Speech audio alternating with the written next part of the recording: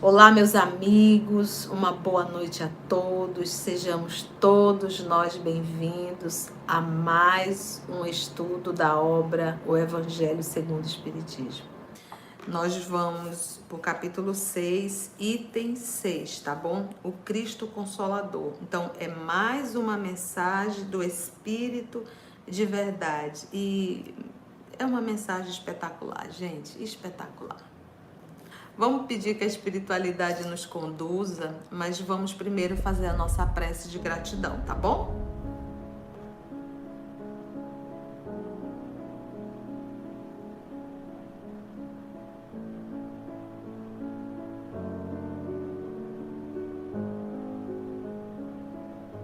Amado Mestre Jesus, cá estamos, Senhor, mais uma vez reunidos em Teu nome, com a presença dos nossos amigos espirituais, irmãos tão queridos, que se alegram, Senhor, por esse momento em que todos nós, com as mãos entrelaçadas, unidos para estudarmos o Teu Evangelho. Se aqui estamos, Senhor, é porque Te buscamos, é porque temos sede, é porque temos vontade de aprender, é porque queremos mudar, é porque estamos cansados, Senhor, das atitudes que nós já percebemos que nos traz tanta dor, Senhor.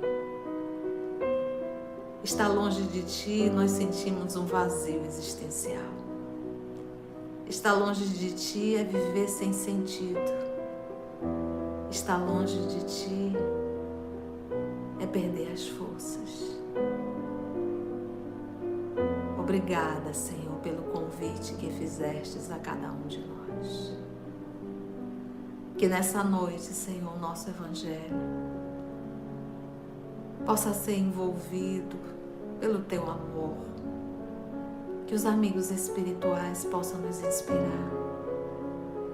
Que eles possam preparar o nosso campo emocional, o nosso campo íntimo, para recebermos as sementes que será depositada essa noite.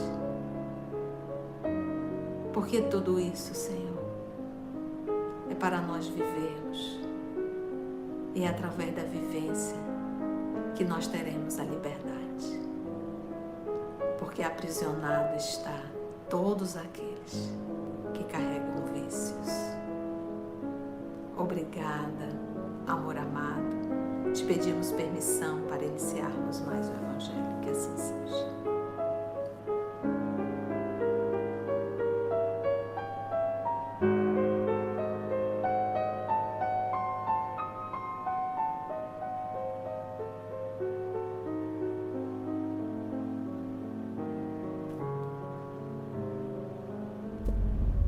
Vamos então, gente? Vamos para o item 6? Quem é o Espírito de verdade? Já ficou bem entendido isso, né? Não há mais dúvida, né, gente? O Espírito de verdade é o nosso Senhor Jesus Cristo, que coordena todo esse trabalho da terceira revelação, que é a doutrina dos Espíritos. Então, vamos lá. Diz assim o Espírito de verdade: venho ensinar e consolar os pobres deserdados. Quando ele fala que esse pobre, ele não está falando apenas da pobreza material. Venho ensinar e consolar os pobres deserdados. Venho dizer-lhes que eleve a sua resignação ao nível de suas provas, ou seja, quanto maior a prova, mais eu devo elevar o meu nível de resignação. O que é resignar-se? É não reclamar. É não se revoltar. E aprender as lições que devem ser aprendidas. É resignar-se frente às provações. Então, quanto maior a provação, mais eu devo elevar a minha resignação. Isso a gente tem que entender. E a gente tem que entender também, gente, que aquilo que o nosso Senhor Jesus nos fala, que não é colocado fardos que a gente não consiga carregar. As provas que batem na minha porta, na tua porta, nas nossas portas, são provas que nós damos contas de passar e de viver. E nenhuma prova vem para a gente tirar um zero. Quando a prova vem, as dificuldades vêm, lembra que provas é Deus mandando. Expiação, eu usei mal o livre-arbítrio e arrumei encrenca para mim, tá bom? E às vezes essas expiações se tornam muito dolorosas por conta daquilo que eu fiz. E não é uma história que a gente diz assim, Deus está me cobrando, em absoluto. A lei está gravada na minha consciência, a própria consciência nos cobra, certo? A própria consciência nos cobra e nos cobra muito, porque a lei está gravada na consciência, tá bom? Então, quando o papai manda as provas, ele manda dentro da minha condição. Ele não vai nos pedir provas que eu não tenha como carregar.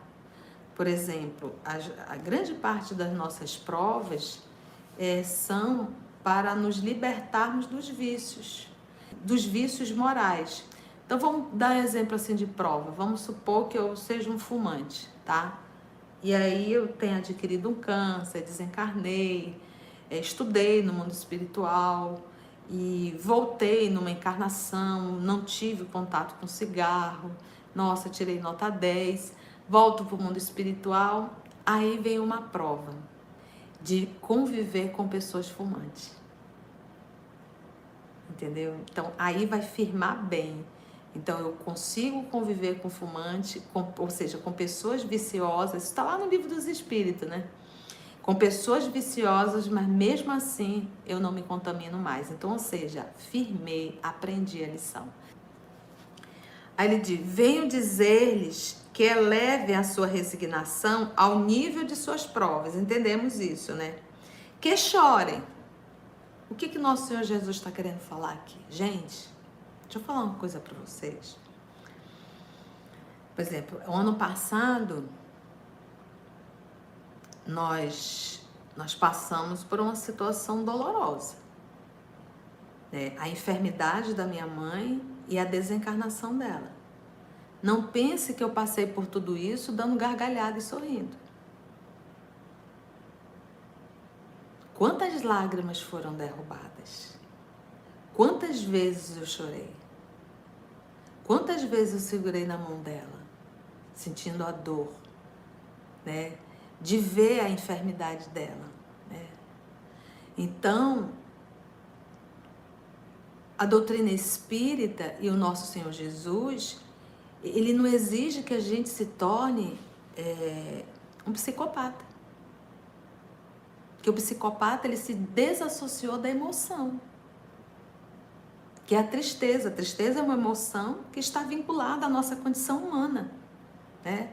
Lembra das 4 emoções, né? Alegria, raiva, tristeza, medo. Essas 4 emoções. Então, faz parte da nossa condição humana.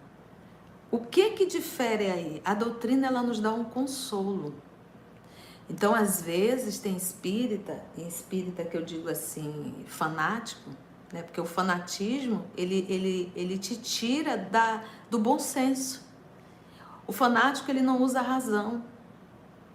E o espírita fanático, se ele for no velório e ver algum irmão, um velório de um espírita, né, ali, meu irmão, você sabe da continuidade da vida espiritual, não tem por que você estar assim. Faz isso não, gente.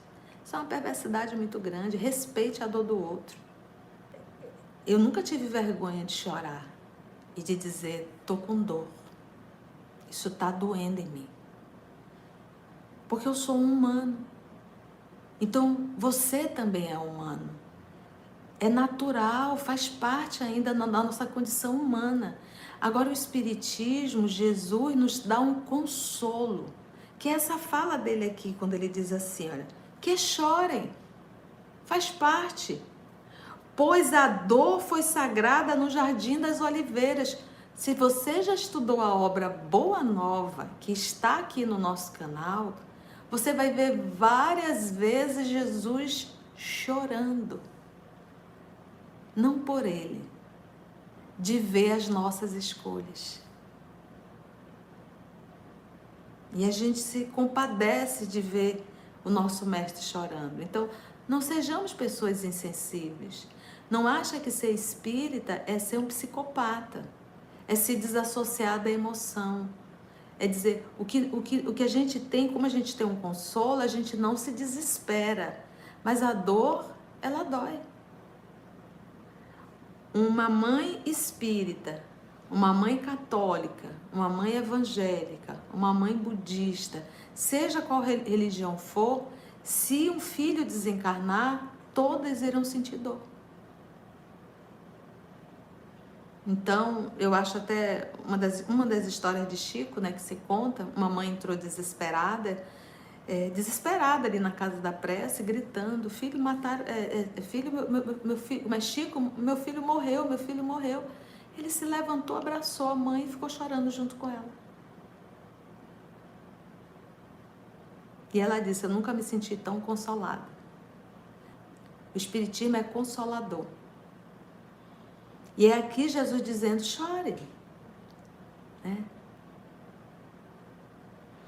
Que chorem, pois a dor foi sagrada no Jardim das Oliveiras. Ele está falando dele. Mas que esperem. Senti dor, chorei muito. As lágrimas às vezes ainda rolam. Claro, eu sinto muita saudade. Mas ele diz aqui, mas que esperem. Porque eu sei que eu vou encontrar. Vou encontrar mamãe, vou encontrar papai, vou encontrar titia, vou encontrar todos esses amores, mas que esperem, pois os anjos consoladores também lhes virão enxugar as lágrimas. E a gente diz, gente, quantos anjos chegam em nossas vidas, seja anjos espirituais como anjos encarnados. Porque não pensa que Jesus vai se materializar. Não, porque se ele for sempre tomar a frente, a gente nunca vai aprender a ajudarmos uns aos outros. E é ajudando que a gente desperta o amor. Então Jesus e Deus nosso Pai nos dá a oportunidade de ajudar o outro para desenvolver em nós o amor. Então ele nunca nos abandona. Pode vir a dor, vem o choro, mas vem o consolo. Sempre vem a ajuda. Sempre vem anjos ao nosso encontro. A gente nunca está só. Então, por mais que tudo que a gente passe, gente, sempre tem anjos. Anjos espirituais, cada vez a gente sente eles mais próximos da gente, eles ajudando, eles consolando. Nossa, como isso cada vez vai ficando mais... Se tem uma coisa que eu não tenho absolutamente nenhuma dúvida, é da presença dos amigos espirituais. É da presença do meu anjo da guarda aqui nesse momento me dando força. Então, todos nós passamos por provas, por lutas, por desafios, a gente cai, logo a gente se esforça para levantar, tira as lições, se esforça para não mais errar. Né? Eu sempre costumo dizer, não adianta você estar ouvindo o Evangelho, porque às vezes, gente, a gente está ouvindo o Evangelho e pega o que a gente escuta para estar julgando o nosso passado. Gente, isso é perversidade. Como é que você vai julgar o teu passado se você não sabia o que você está sabendo agora? Então a gente primeiro precisa entender que no passado a gente não sabia o que sabe hoje. Então é daqui para frente. Então ele diz que chorem, pois a dor foi sagrada no Jardim das Oliveiras, mas que esperem, pois os anjos consoladores também lhes virão enxugar as lágrimas. Você percebe que a mensagem anterior, que é 1 ano antes dessa, o Espírito de verdade, nosso Senhor Jesus, ele foi bem firme. E nessa mensagem aqui, ele vem nos consolar, né? Ele vem despertar o consolo na gente. Ele vem dizer que, olha, aqui na terra é isso. É provas e expiações. Obreiros, ele está dizendo assim, ó, trabalhadores. E, gente, deixa eu falar uma coisa para vocês. O maior trabalho que nós devemos fazer é o da construção íntima. É a nossa reforma moral. É modificar a nossa atitude e aprimorar as virtudes. Se eu realizo esse trabalho básico, eu me torno um ser humano maravilhoso de se conviver. Então, muitas vezes a gente pega o tema trabalho, imaginando sempre, visualizando sempre um trabalho externo, um trabalho externo, um trabalho externo, um trabalho... Não. Então, às vezes, por um entendimento, a gente vai para o centro espírita e faz trabalhos voluntários, vai para tal canto, vai para tal canto. A gente ali põe a máscara da caridade, a máscara do bom moço, da boa moça, e volta para o dia a dia, não estuda, né? Há quem diga que a caridade é o suficiente, a caridade material, ou seja, não entendeu a caridade moral, e diz aqui o Evangelho que é a maior de todas, a caridade moral é a maior de todas, porque é a que exige realmente de mim. E aí esse trabalhador passa às vezes 10, 15, 20 anos fugindo. Quando a dor, toque, toque, toque, bate na porta, ele se desespera. Quando um ente querido morre, ele perde totalmente o chão, quer desistir de tudo. Ou seja, não aprendeu. Não aprendeu o espiritismo. Não amadureceu. E o espiritismo, no estudo sério, a gente amadurece muito, gente. Se a gente faz um estudo sério dessa doutrina, a gente amadurece. Então, às vezes a pessoa está 5, 10, 15, 20 anos, mas se não mudou, porque não fez estudo sério. É impossível, diz Emmanuel, nós fazermos um estudo sério dessa doutrina e não mudar. Então, se nós ainda não mudamos, é porque nós ainda não pegamos caneta, destacador de texto e estudar seriamente a obra. Porque é essa frase aqui que ele vai já falar e você vai entender o que eu estou falando. Obreiros, trabalhadores, traçai o vosso sulco, ou seja, a vossa trilha. O sulco é aquela marca que se faz assim na terra, né? Como se você cavasse para fazer um córregozinho, um local que vai correr ali. Então, a vossa trilha. Obreiros, traçai a vossa trilha. Ou seja, qual é a tua trilha? Tá solto ainda? Você ainda não fez isso? A primeira coisa que a gente tem que fazer é traçar a nossa trilha, traçar o caminho. Então, eu tenho que começar traçando o meu dia. O que eu quero. Eu tenho que realizar. Eu tenho que ter uma agenda. Eu tenho que ter um propósito. Eu tenho que ver se esse meu propósito é de ordem divina. E quando a gente traça esses caminhos, a gente tem que contar com a nossa participação especial. Eu não posso traçar um caminho querendo que todos venham junto comigo traçando esse caminho. Em hipótese alguma. Nós temos que traçar a meta. E isso depende de mim. Isso depende do meu esforço. Isso depende da minha luta. Então, se eu quero me tornar uma boa espírita, se eu quero entender essa doutrina, vamos traçar a meta de estudo. Vamos separar uma hora. Vamos separar um momento. Vamos ter disciplina. Trabalhadores, traçai o vosso trilho, a vossa trilha. Recomeçai no dia seguinte. recomeçai. Ou seja, adianta eu olhar para o dia anterior? Não. Adianta eu olhar para o que aconteceu há 1 ano atrás? Não. Adianta eu olhar para o que aconteceu há 5 anos atrás? Não. Recomeçai no dia seguinte. Então, o sol que nasce, é até o exemplo que uma vez eu dei para o Vinícius, meu sobrinho de 4 anos. Já contei isso para vocês, já deve ter ouvido nos estudos. Em que ele passou o dia jogando videogame. Com 4, 5 anos, sei lá, brincando, né, nos videogames. 5, 6, não, ele não tinha 4 anos, ele já tinha 6 para 7 anos, ele já era mais... E eu percebi aquilo, no finalzinho da noite, eu disse, vamos orar, meu filho? E aí eu disse, agora antes de orar, nós vamos dizer tudo que a gente fez de bom. Eu disse, eu começo. Aí eu fui dizendo tudo que eu tinha feito de útil. E eu disse, agora é sua vez, Vinícius. O Vinícius não tinha feito nada de útil. Ele pensou e viu. Eu disse, calma, meu filho, amanhã é um novo dia.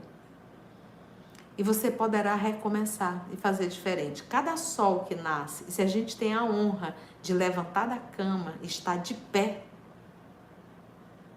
é uma forma de recomeço. Então, todos os dias é um novo dia. É uma nova oportunidade que Deus está nos dizendo. Faça diferente. Mude, meu filho. Ainda há tempo. E como diz o nosso Senhor, enquanto estás no caminho com Ele. Eu acho engraçado quando a gente fala, a gente sempre pensa no inimigo externo, mas a gente esquece do inimigo interno. Então, se eu estou com esse inimigo interno, porque lembra, gente, lembra sempre disso. O inimigo que tem capacidade de destruir é o inimigo que está dentro de mim. Que são os vícios, que são as más tendências, que são as atitudes agressivas que nós carregamos dentro da gente. Não é vero? Então, recomeçai no dia seguinte a rude jornada da véspera. Ele está dizendo assim, olha, a jornada é dura, é rude. Rude, gente, rude é quase grosseiro. Recomeçai no dia seguinte. Porque os nossos vícios, as nossas atitudes, é aquilo que a tia sempre fala, são primitivas. Essa semana, até peguei um vídeo, achei engraçado. O que era? Era uma lhama e uma galinha. E aí, ela estava comendo milho numa caixa com tampa. Então, quando esse animal se aproximava, ela fechava. Quando ele se afastava, ela abria e voltava a comer o milho. Quando ele olhava que ele voltava de novo, ela fechava. E ele se afastou e ela abria. Ou seja, ela não queria dividir o milho. E aí a gente olha aquela cena, aí diz assim, aí a colega até respondeu, nossa, e dizem que eles não são inteligentes. Gente, isso não é inteligência. Isso é instinto de conservação. Então, enquanto nós estivermos tapando o milho para não dividir com ninguém, mostra o quão próximo nós estamos ainda da galinha. Ou seja, da animalidade. Um ser espiritual, um ser que já despertou a consciência, ele iria convidar a lhama e dividir o milho. Então, a gente não quer dividir as coisas, a gente não quer dividir o tempo, a gente não quer dividir nem o sentimento. Então, isso mostra a nossa condição animal. Por isso é que ele diz assim, ó, recomeçai no dia seguinte a rude jornada da véspera. Mas tem que recomeçar quantas vezes for necessário. Detalhe, toda vez que eu recomeçar, gente, cair, recomeça, cair, recomeça, cair, recomeça. Ou seja, eu estou voltando para o mesmo ponto. Mas ele diz recomeça, recomeça. Até a gente começar totalmente a seguir. Mas parar ninguém pode. Recomeçar no dia seguinte a rude jornada da véspera. O trabalho das vossas mãos vos fornece aos corpos o pão terrestre. O trabalho físico, ele me fornece o pão terrestre, material, as coisas materiais. O trabalho profissional, ele me dá as coisas materiais. Mas, porém, entretanto, todavia, vossas almas não estão esquecidas. Então, você está trabalhando profissionalmente, trabalhando fisicamente, mas as nossas almas não estão esquecidas. E eu, Espírito de verdade, Jesus, o divino jardineiro, poxa, mais uma fala dessa e o pessoal ainda está dizendo que é Espírito de verdade, hein? É para acabar, né, gente? E eu, o divino jardineiro, se você estudou o Evangelho, você vai ver Jesus se colocando na condição do jardineiro. O semeador saiu a semear. E eu, o divino jardineiro, divino com D minúsculo, né? Mas por que ele coloca divino jardineiro? Porque Jesus e Deus, nosso Pai, são um. Porque Jesus está em Deus. Como Paulo um dia disse, eu, Paulo, não vivo mais. Quem vive em mim é Jesus. Ou seja, Paulo abriu mão de tudo que estava de ruim dentro dele, ele abriu mão. Ele colocou Jesus. Mas é interessante, que eu acho assim interessante, gente, quando a gente fala em evolução, a gente pensa em uniformidade.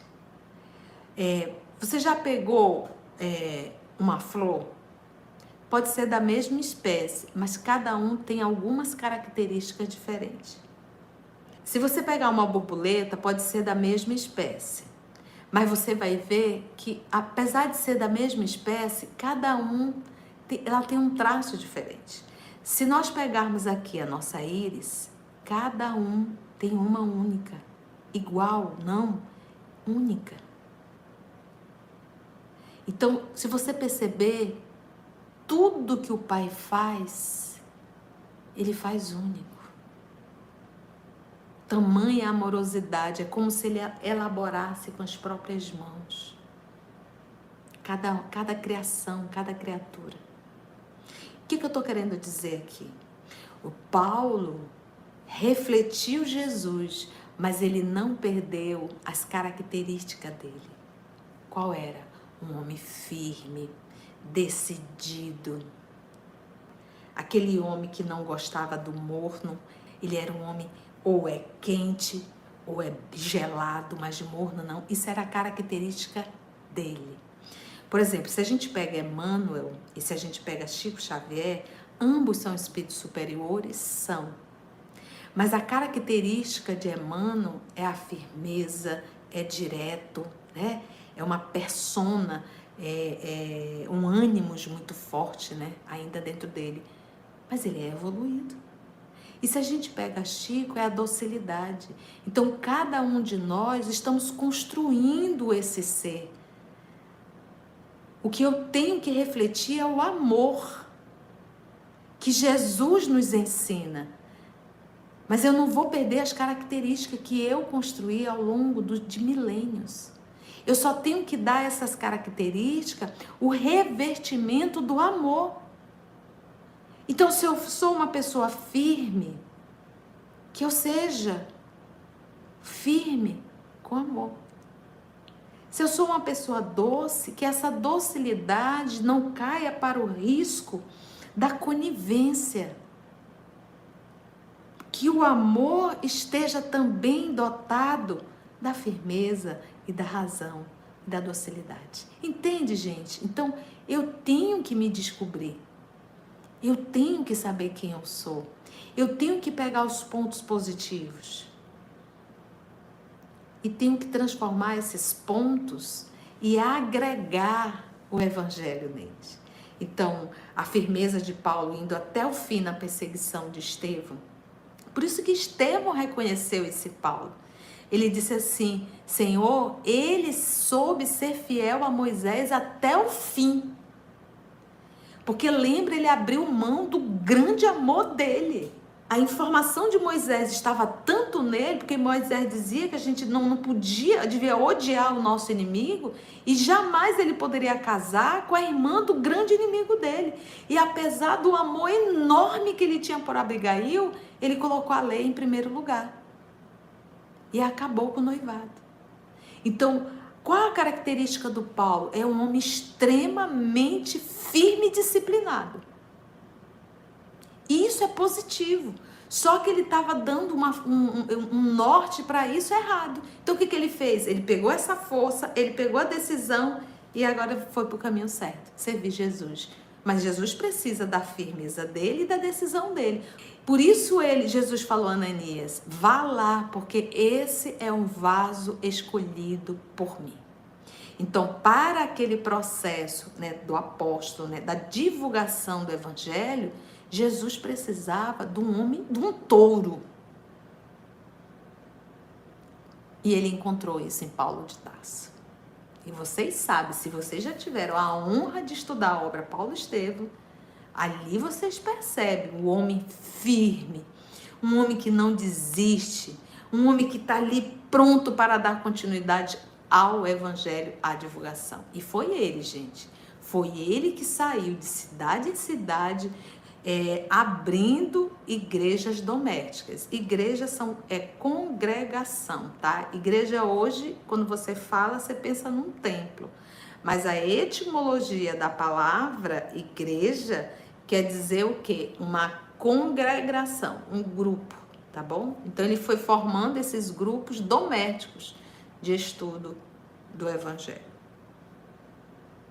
Então ele fala: o trabalho das vossas mãos vos fornece aos corpos o pão terrestre, mas vossas almas não estão esquecidas.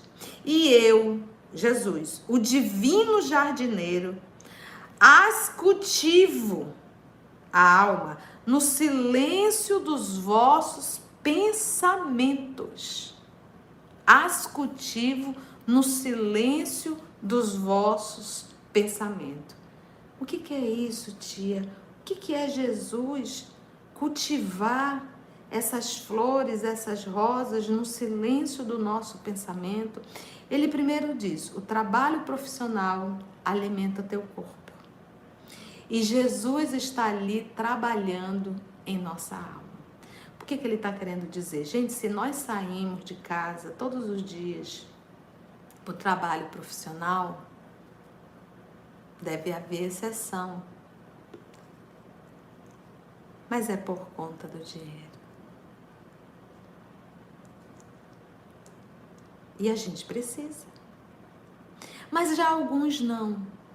Alguns também pelo dinheiro. Então, ou seja, mesmo que seja só pelo dinheiro, todo o trabalho tu vai ter que servir a alguém. Eu me lembro uma vez de uma frase que eu ouvi de um conhecido, que ele disse assim: eu vou ser veterinário, porque eu não suporto trabalhar com gente. Prefiro cuidar de bicho. Aí ele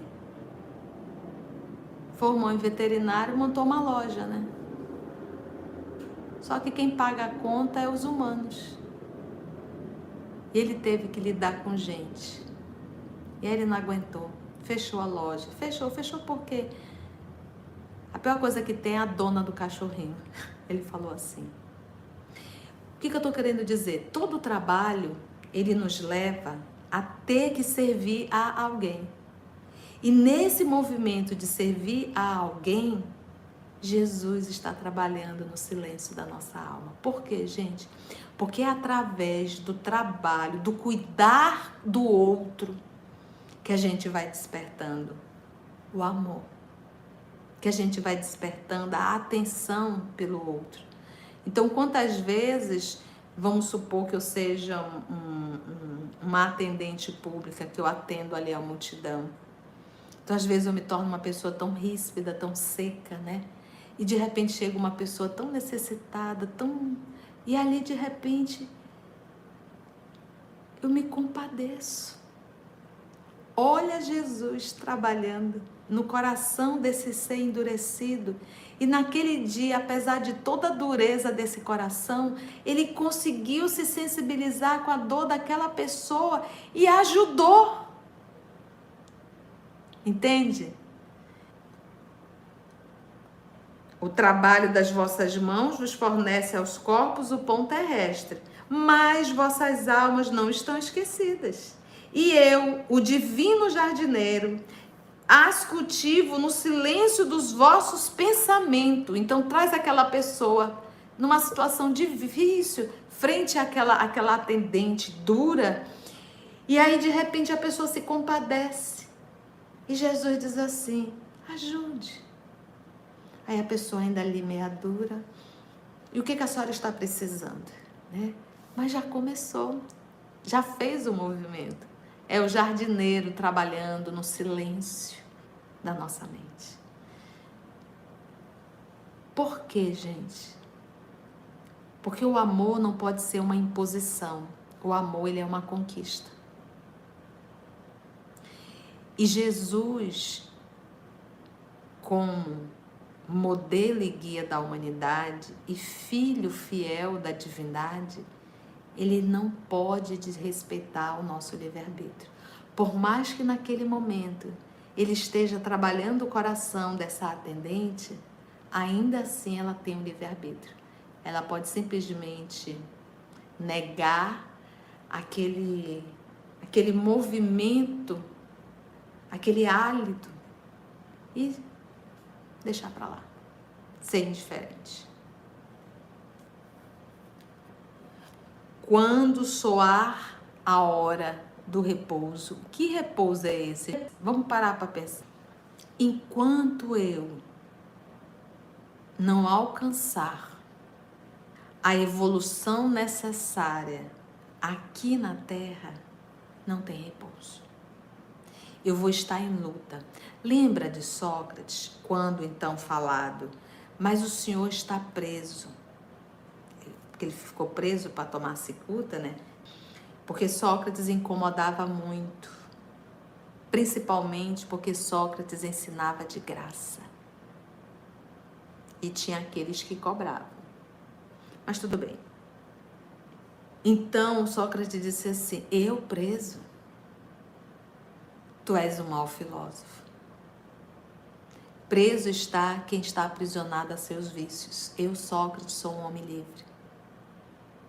Entende? Então todas as pessoas que carregam vício estão o quê? Aprisionadas. Ou seja, não estamos em repouso. Estamos em luta. Então, quando ele diz, quando soar a hora do repouso, ou seja, quando nós nos libertarmos de todos os vícios, de todas as paixões más. Quando a teia da vida escapar de vossas mãos e vossos olhos se fecharem para a luz.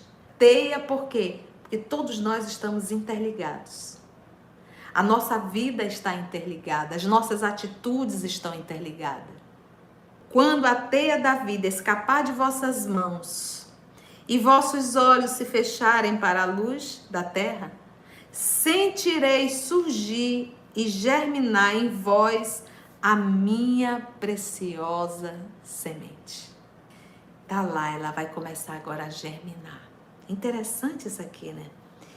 Nada fica perdido no reino de nosso Pai. Nada.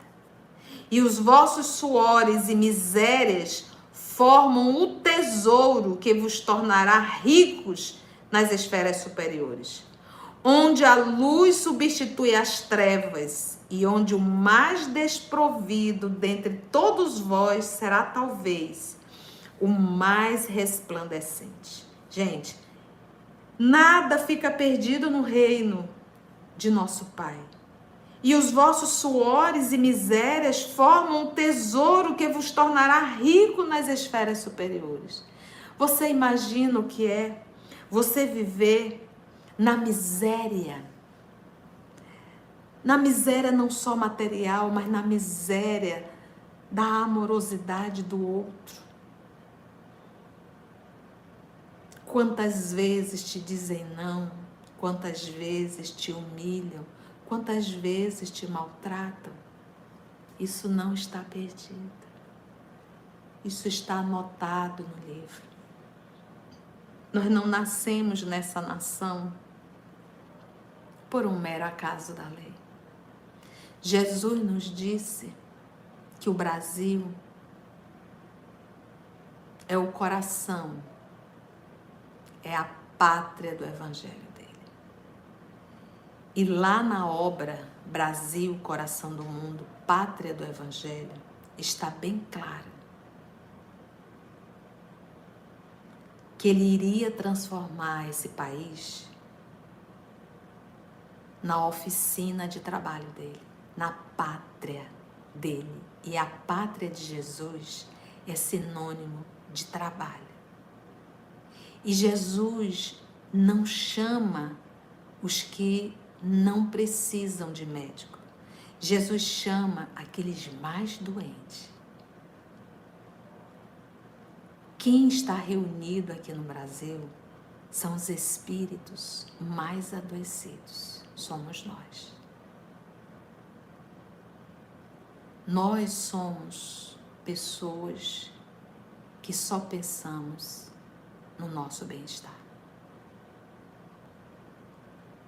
Então, é isso que a gente tem que entender quando a gente lê Brasil, Coração do Mundo, Pátria da Verdade. A gente diz, tá difícil aqui, Coração do Mundo, isso aqui tá mais pro cão do mundo.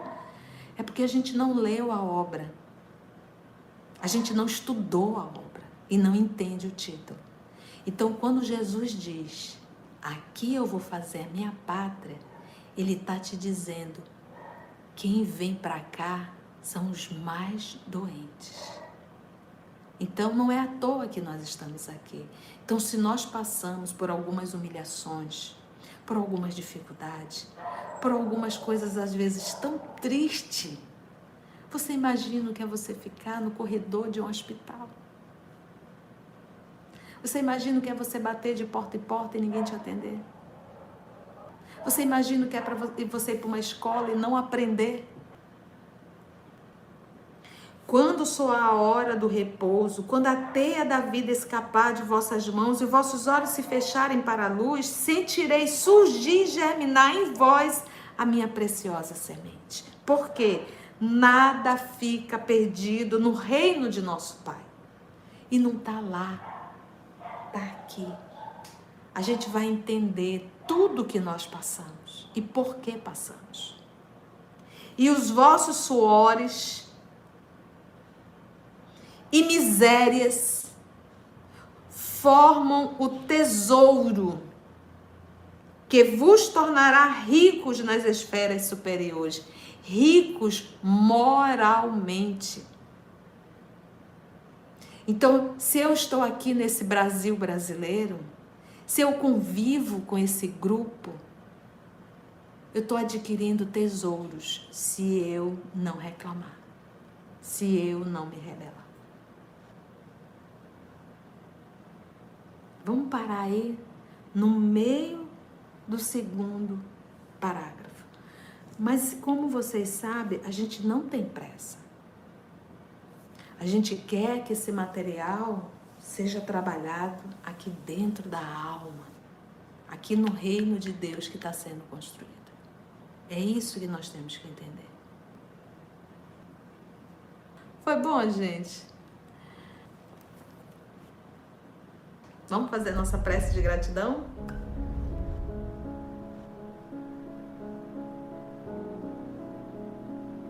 Oh, Senhor, somos tão pequenos, mas nesta leitura percebemos o grande amor que tens por cada um de nós. Agora entendemos porque a maior concentração de espíritas está no Brasil. E agora entendemos porque o espiritismo que está fora também é feito por brasileiros. Porque somos nós, Senhor, os mais necessitados da luz. Somos nós, Senhor, os filhos mais rebeldes. Mas já estamos cansados dessa rebeldia. Porque já apanhamos muito da vida, Senhor. Nós te fazemos um pedido, nos dá força. Força e coragem para nos libertarmos, muitas vezes, do tirano que está dentro de nós. Obrigada, amor querido. Obrigada, amigos espirituais, pela condução do nosso Evangelho. Que a tua bênção, Senhor, possa envolver a todos nós. Que essa energia, Jesus, de amor que vem das tuas mãos, possa envolver o nosso corpo e possa iluminar a alma que somos. Te amamos muito, Senhor. Por isso te chamamos amor de nossas vidas. Obrigada, Jesus. Que assim seja.